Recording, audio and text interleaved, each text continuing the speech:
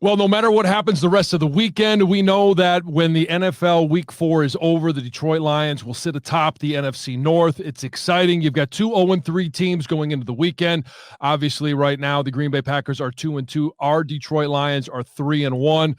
Thanks for tuning in to Necessary Roughness. And this is just a brief, kind of a synopsis of my take on what happened last night, Thursday night at Lambeau Field. TJ was traveling with the Lions. They were a little bit delayed last night after the game, and who wouldn't want to spend more time in Green Bay when you own that town? The Lions right now are 4-0 in their last 4 meetings against the Green Bay Packers, so it's exciting time to be a Detroit Lions fan. There's a lot of really great things to be talking about, and I'm going to focus on some of those. TJ is going to be back next Monday.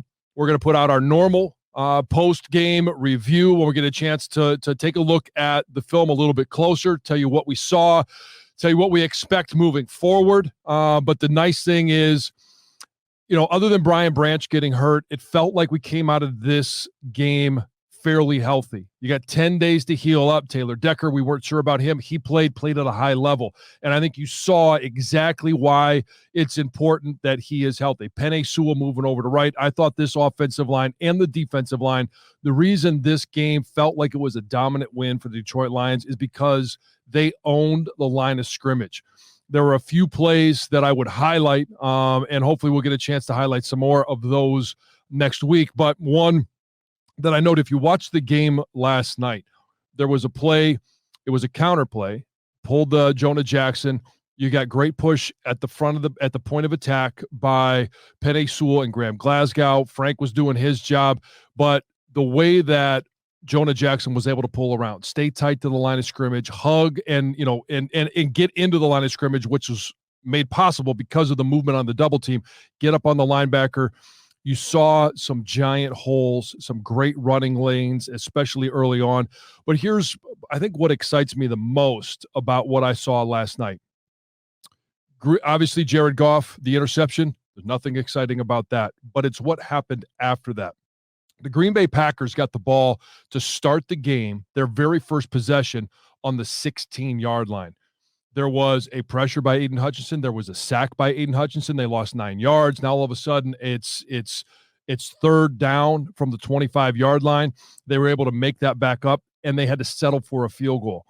When you have sudden change in the game of football and you don't take advantage of it like the Green Bay Packers, and you have to settle for 3, that is a huge momentum shift for that defense, for the team. And then you see Jared Goff and this offense come back out.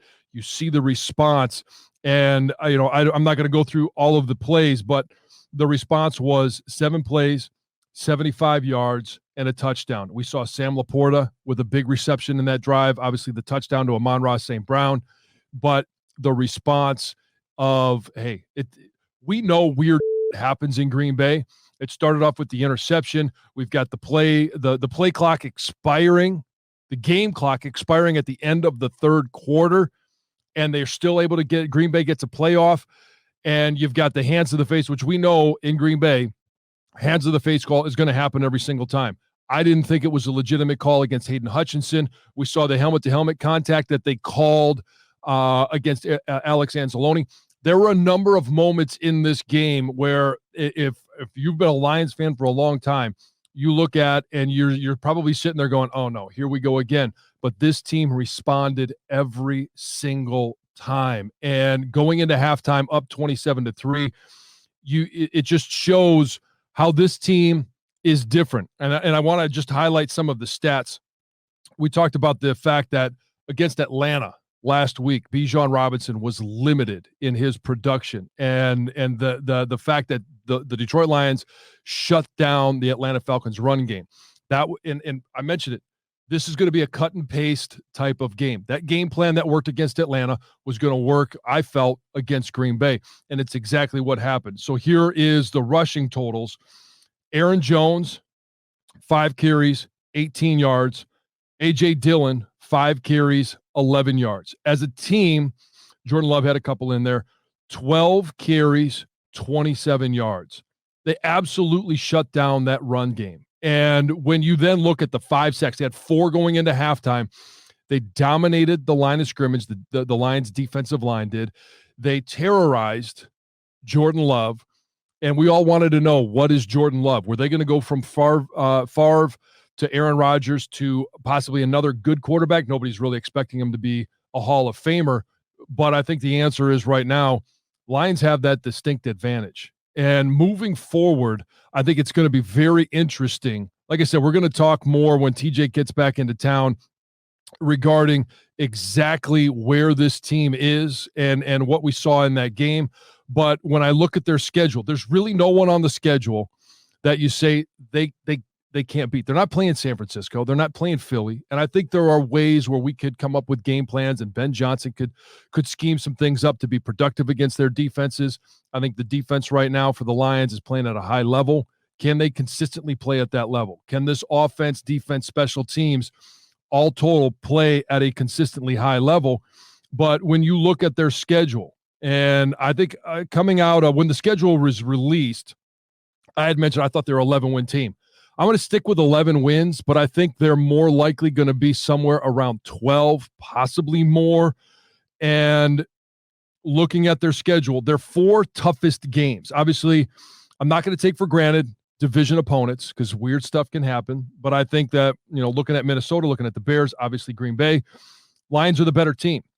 Their 4 toughest games: the Baltimore Ravens, the LA Chargers, the New Orleans Saints, and the Dallas Cowboys.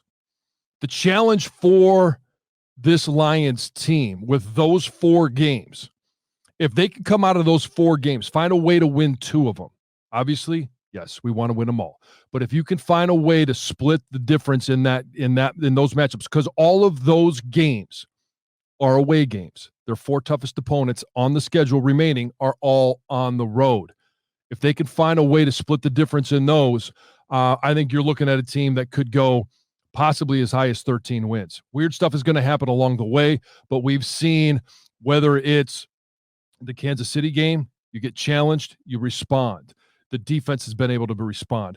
They got, obviously, the whole team got challenged losing to Seattle, but then you respond with the way that they played against Atlanta, the way that they played in Green Bay.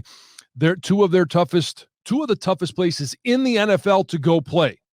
The Lions have gone to, that's Arrowhead and Lambeau Field, and come away with wins. I thought Jared Goff saved the interception, did a wonderful job of operating this offense. You got to the line of scrimmage. There were times where there was one timeout that they had to take because the play clock was running down. Other than that, he got to the line of scrimmage with enough time to make adjustments, to make sure he understood what Frank Ragnow said. There was a lot of conversation going on. He was talking to the guards, talking to the tackles, making sure that everybody was on the same page. You get that from a veteran quarterback. And I thought that was very key in this game. You have a lull in the third quarter. You come out and Ben Jansen is telling him, hey, take as much time off the clock as you can. Let's control the tempo of the game. It's good. Green Bay makes a couple of plays. They're not a bottom dweller. They're a decent team. They're going to make some surges. The Lions were able to hold off that surge. They were able to overcome some of the things where, and I hate saying those 3 letters. You all know what I'm talking about. That's SOL. Previous seasons, previous staffs, previous regimes probably get into this game, and we're talking about hands to the face. We're talking about penalties that maybe we don't think are penalties. We're talking about the end of a game or end of a quarter, the time running out. They're given an extra opportunity. They hit a big play. Every single time the Lions responded, and they responded in a way that could put that SOL crap to bed. And I think it was a lot of fun to watch. It's a lot of fun to be excited about this team. It's okay to be excited about this team. The emotional swings are still going to be there. That's the beautiful thing about being fans. But when you have an offensive line that shows and can go out there and impose their will on a defensive line, that's a good defensive line for Green Bay. When you have a defensive line with Aleem McNeil making plays in the backfield, tackles for loss, sacks, Bugs, I think the leadership that he showed over the last 4 games, not being active for the first 2, coming out in the last 2, I think he's an unsung hero of this group. And I mean, I could go right down the list of guys, but this was a dominant performance, start to finish. There's going to be some moments where you would like to have back. Nobody's ever played a perfect game, but it's exciting time to be a Detroit Lions fan. And I think going to Lambeau Field, going to Arrowhead shows that this team is absolutely for real. Make sure you join us early next week when TJ returns. We're going to talk more in depth about this game as well as Carolina coming to town. We know what they did on the ground last year. The way the defense is playing, I like the fact that, hey, there's probably going to be a rookie quarterback. We got to set the standard yet again, and Ford Field is going to absolutely be crazy. So join us next week. We continue to talk about the Detroit Lions, and for all your Lions information right here on Necessary Roughness.